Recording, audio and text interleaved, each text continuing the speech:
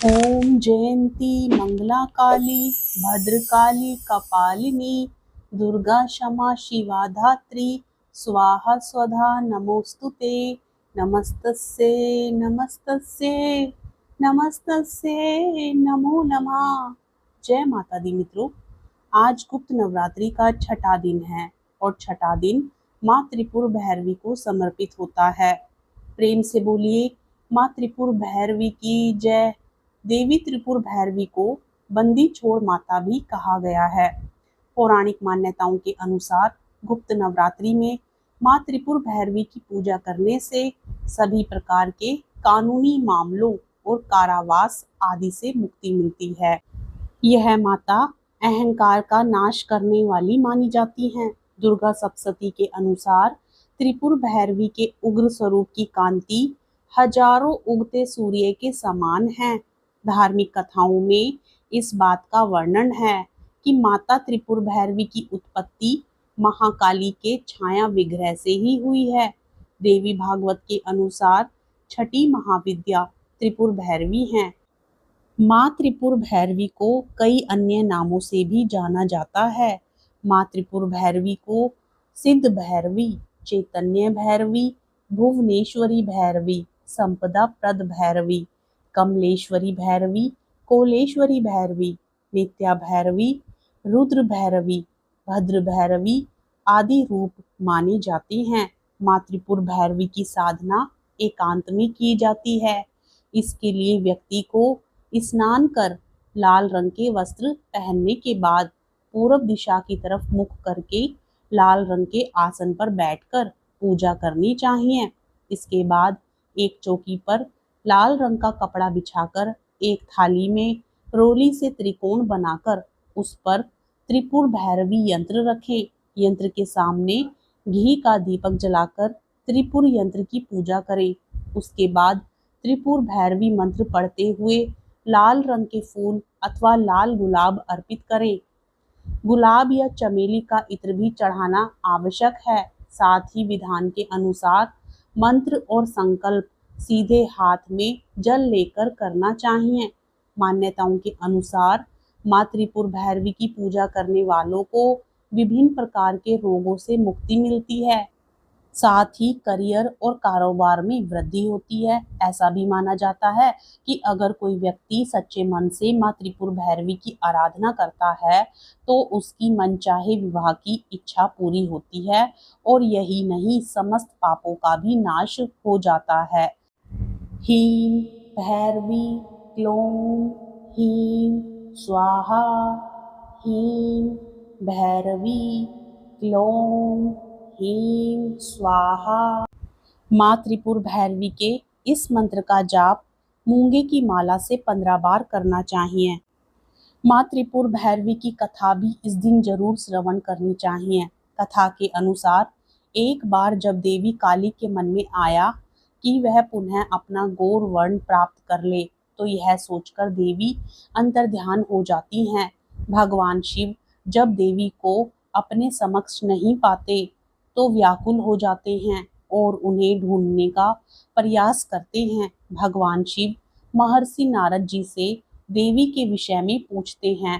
तब नारद जी उन्हें देवी का बोध कराते हैं। वह कहते हैं कि शक्ति के दर्शन आपको सुमेरु के उत्तर में हो सकते हैं, वहीं देवी की प्रत्यक्ष उपस्थिति होने की बात संभव हो सकेगी। तब भोले शंकर की आज्ञा अनुसार नारद जी देवी को खोजने के लिए वहां जाते हैं। महर्षि नारद जी जब वहां पहुंचते हैं तो देवी से शिवजी के साथ विवाह का प्रस्ताव रखते हैं। यह प्रस्ताव सुनकर देवी क्रुद्ध हो जाती हैं और उनकी दया से एक अन्य षोडशी विग्रह प्रकट होता है और इस प्रकार उससे छाया विग्रह त्रिपुर भैरवी का प्रकट होता है। माँ का स्वरूप सृष्टि के निर्माण और संहार के लिए तमोगुण एवं रजोगुण से परिपूर्ण है। माँ भैरवी के अन्य 13 स्वरूप हैं। माँ त्रिपुर भैरवी कंठ में मुंडमाला धारण किए हुए हैं, हाथों में माला धारण, स्वयं साधना में अभय और वर मुद्रा धारण कर रखी है, जो भक्तों को सौभाग्य प्रदान करती है। माँ भैरवी ने लाल वस्त्र धारण किया है। माँ के हाथ में विद्या तत्व है। माँ त्रिपुर भैरवी की पूजा में लाल रंग का उपयोग किया जाना अति फलदायक है। त्रिपुर भैरवी की उपासना से सभी बंधन दूर हो जाते हैं। इनकी उपासना भव बंधन मोचन कही जाती है। माँ भैरवी की उपासना से व्यक्ति को सफलता एवं सर्व संपदा की प्राप्ति होती है। शक्ति साधना तथा भक्ति मार्ग में किसी भी रूप में त्रिपुर भैरवी की उपासना फलदायक होती है। साधना द्वारा अहंकार का नाश होता है, तब साधक में पूर्ण शिशुत्व का उदय हो जाता है और माता साधक के समक्ष प्रकट होती हैं। भक्ति भाव से मंत्र जप पूजा होम करने से त्रिपुर भैरवी माता प्रसन्न होती हैं। गुप्त नवरात्रि के छठे दिन माँ त्रिपुर भैरवी के साथ ही माँ कात्यायनी की पूजा आराधना भी की जाती है।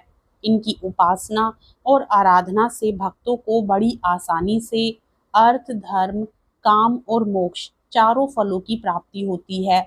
उसके रोग शोक संताप और भय नष्ट हो जाते हैं। जन्मों के समस्त पाप भी नष्ट हो जाते हैं। इस देवी को नवरात्रि में छठे दिन पूजा जाता है। कात्य गोत्र में विश्व प्रसिद्ध महर्षि कात्यायन ने भगवती पारंबा की उपासना की, कठिन तपस्या की। उनकी इच्छा थी कि उन्हें पुत्री प्राप्त हो। माँ भगवती ने उनके घर पुत्री के रूप में जन्म लिया, इसलिए यह देवी कात्यायनी कहलाई। भगवान श्री कृष्ण को पति रूप में पाने के लिए ब्रज की गोपियों ने इन्हीं की पूजा की थी। यह पूजा कालिंदी यमुना के तट पर की गई थी, इसलिए ये ब्रजमंडल की अधिष्ठात्री देवी के रूप में प्रतिष्ठित हैं। इनका स्वरूप अत्यंत भव्य और दिव्य है। ये स्वर्ण के समान चमकीली हैं और भास्वर हैं। इनकी 4 भुजाएं हैं। दाईं तरफ का ऊपर वाला हाथ अभय मुद्रा में है तथा नीचे वाला हाथ वर मुद्रा में। पौराणिक कथा के अनुसार एक बार महर्षि कात्यायन ने संतान प्राप्ति के लिए माँ भगवती की कठोर तपस्या की। महर्षि कात्यायन की कठोर तपस्या से माँ भगवती प्रसन्न हुई और उन्हें साक्षात दर्शन दिए। कात्यायन ऋषि ने माँ के सामने अपनी इच्छा प्रकट की। इस पर माँ भगवती ने उन्हें वचन दिया कि वह उनके घर उनकी पुत्री के रूप में जन्म लेगी। एक बार महिषासुर नाम के एक दैत्य का अत्याचार प्रतिदिन तीनों लोकों पर बढ़ता ही जा रहा था। इससे सभी देवी देवता परेशान हो गए। तब त्रिदेव ब्रह्मा विष्णु और महेश अर्थात भगवान शिव के तेज से देवी को उत्पन्न किया, जिन्होंने महर्षि कात्यायन के घर जन्म लिया।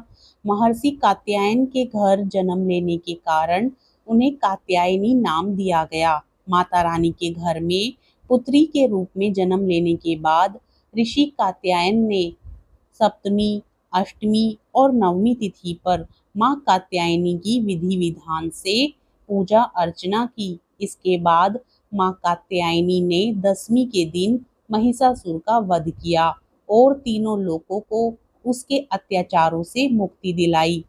सभी भक्त प्रेम से बोलिए माँ कात्यायनी की जय, माँ त्रिपुर भैरवी की जय।